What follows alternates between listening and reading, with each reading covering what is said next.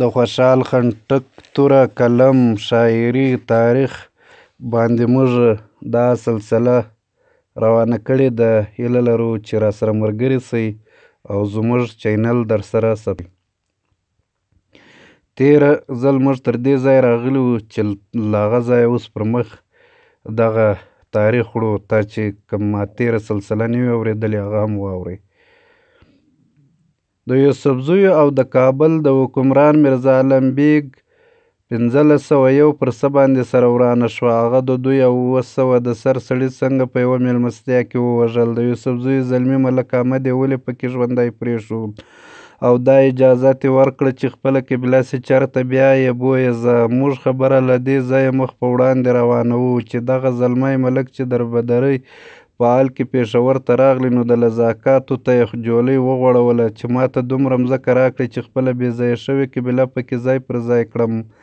د لذا کرلاڼي دی او هغه وخت ډېر زورور قام و. د پېښور، دوعیبۍ، باجوړ، ننګرهار، کاله-پړی، اند، د هزاره تر سینده پورې ملکونه ټول د دوی په لاس کې وو. د سړبینو او کرلاڼیو ترمنځ دا لومړۍ اړیکه وه چې ټینګه شوه. کرلاڼیو په ورین تندي د خپل دغه میلمانه خواست ومنو. دوعیبۍ، دانشکول، انبر او باجوړ یې ورکړل او بې کوره شوي یوسفزي ورغلل پکې آباد شول. یوسفزیو چې کله نوک ځای کړ نو بیا یې د سوک ځایولو دپاره ورو ورو لاسونه او پښې وهل پیل کړل. دوی د سېلاب لومړۍ څپه وه چې لار یې خلاصه کړه. شاته ورپسې د نورو سړبینو قبایلو پوره سېلاب راننوت. دغه سېلاب نه یوازې دا چې د لذاک ټول لاهو کړل او له ملکه یې ورک کړل، بلکې د سوات سلطان او د هغه تر واک لاندې نور قومونه یې هم ټول له منځه یوړل. د پېښور، مردان، اشنغر، باجوړ، دیر، سوات او بنیر ټولې سیمې دوی په خپلو کې سره ووېشلې.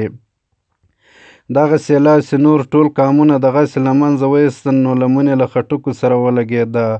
هر څوک که تر دغه وخته د خټکو او یوسفزیو لاس چېرته سره لګېدلی نه و، خو د لمن یې دغه لګېدل د خټکو دپاره د نېکمرغۍ زیری نه و. ولې چې دغه لمن چې کوم مهال د سوات له قلمرو سره ولګېده نو د دغه ځای باچا سلطان ویس خپلو سردارانو ته وویل چې د یوسفزیو کرب او جوار ښه نه دي، دوی د سوات زوال دی او غرض د دوی هم له دې نزاکته د سوات اخیستل دي. د دې چارې فکر رښتیا هم دوی پای د سوات د زوال سبب شول. اوس چې د خټکو ګاونډیان شول نو هغوی ته هم دغسې اندېښنه ورپیدا کېدله.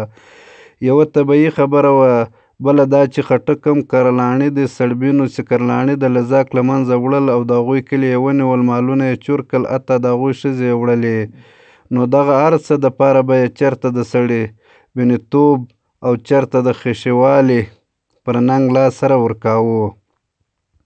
په دا نو خټکو د کرلاڼیتوب جذبه به هم ارومرو راپارېده او د خپلو دغو نوو ګاونډیانو خلا به یې په زړونو کې کرکه زیاتېده. دارنګه دا دوه ګاونډي قومونه له عادته سره سم په داسې یوه ذهني کیفیت مبتلا شول چې خوشحال او رحمان غوندې سترو وګړو به هم د کرلاڼیتوب او سړبینیتوب په نامه یو بل ته ګوته څنډله. نور بیا